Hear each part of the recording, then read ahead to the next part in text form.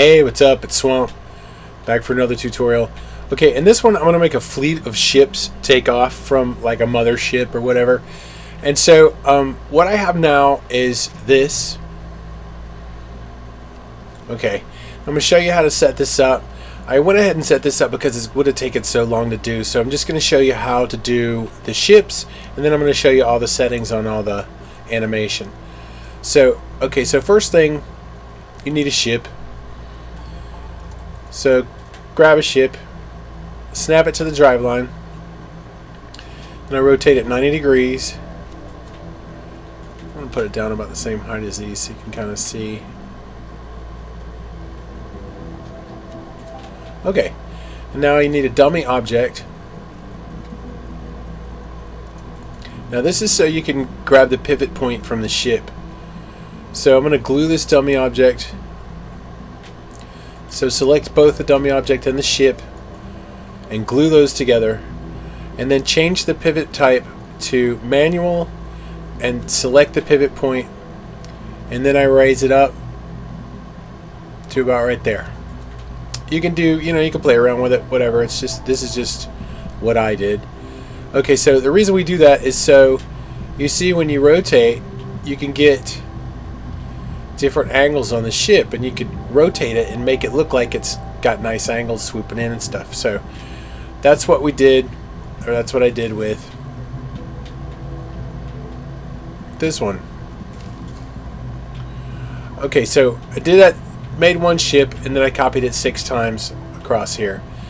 Okay, so now each ship is going to have an object position event, which is here, going all the way across. Each one of those is connected to this interval trigger. This interval trigger is set to 1, and then I have the event filter going to this first object position event, and then continuing over, select event filter, and you just keep it going all the way across to each one. Just continue it through so it powers everything. Okay, so now with these object position events, they're all hooked to their own ship. You see they're connected to the pivot points up here. Okay, so now each one of these has a position Z, which is the forward movement of the ship. They're all hooked to this one curved data source. This curved data source is set to quadratic ease N, which makes it start slow and go fast towards the end. I have it set to go 500 meters and take 3 seconds to go to make that move. So okay, so next, each object position event also has an angle set to it. Okay, and so yaw is going to be the right and left hand turn of the ship.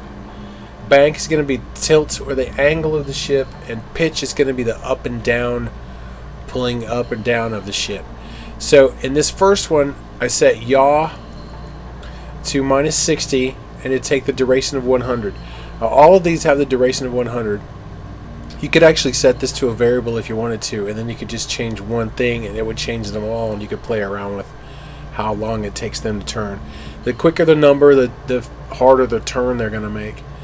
So okay, so this is -60 as the left hand turn, and then I have it banking at -20, and that's 100 for the duration also with this, and it's also quadratic ease in.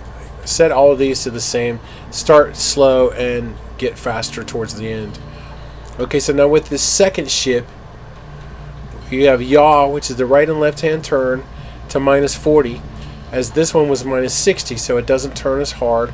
This pitch is going to be -10, so it's going to go 10 degrees up, and then bank is going to be 20 degrees also, so it's 20 degree left hand bank going up at 10 degrees and turning at 40 degrees to the left. Now this third ship is going to be turning to the left at -20 degrees. This other one was 40 and this one was 60, and then this one is going to be angling up at -25, which is a higher angle, so it's going to be pulling up harder. Now this one is going to be starting to be the mirror image of this other side, so this one is going to have the same.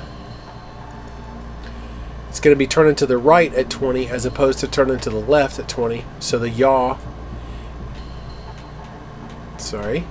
get closer, so yaw here is 20, for this one. And the pitch is going to be the same, minus 25, because you want it to go up at the same, you just want it to turn at the opposite direction. Okay, so this fourth ship. 1, 2, 3, 4. Fifth ship.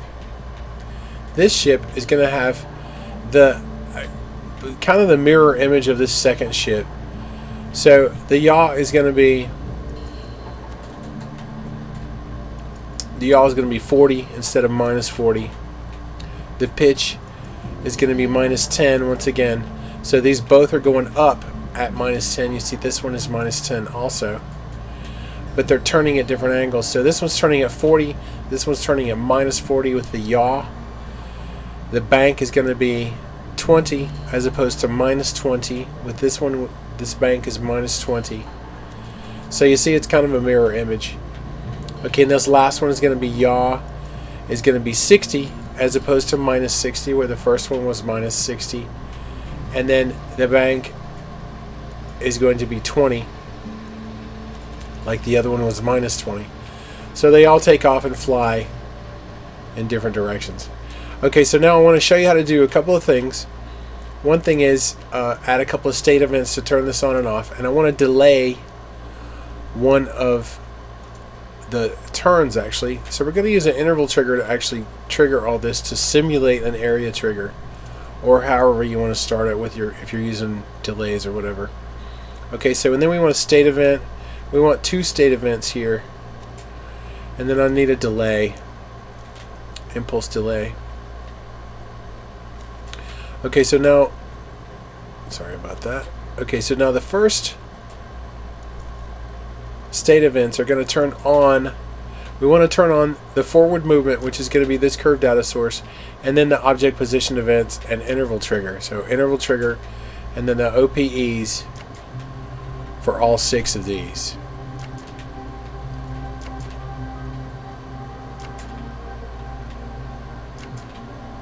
Alright. Now we want to turn on with these, we want to turn on the curved data sources that are going to be the turns. So it'll be all these curved data sources down here on the bottom.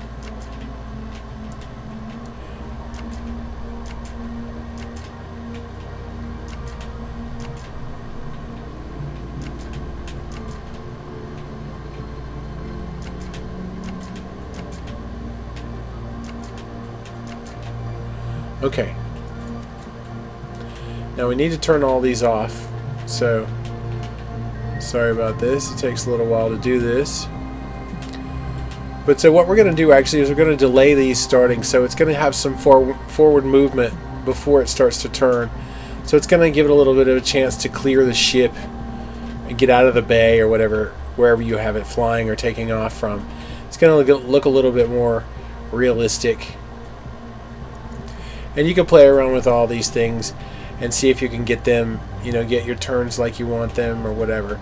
Just kind of giving you the idea of how to mirror image the numbers so that you can have them look, uniformly right and left turns. Okay, so now this should do nothing. Yeah, okay. Alright, so I'm going to turn this on. So selective event filter is going to be the delay filter. We're going to delay for like 10 maybe. You can play around with these numbers. Do whatever you want. Alright, so now this is going to be 1 tick just once. We're going to start everything. So this is going to simulate you hitting an interval trigger, an area trigger when you're riding. So there. Alright, so that's how we have it. So now I'm going to stop it here and do part 2. Is going to show you how to make another group of ships fly up to this point, and these fly away, and then they fly away, and have like a whole fleet. Maybe we'll do 3 or 4 rows. So thanks for watching, and hope you had a good time.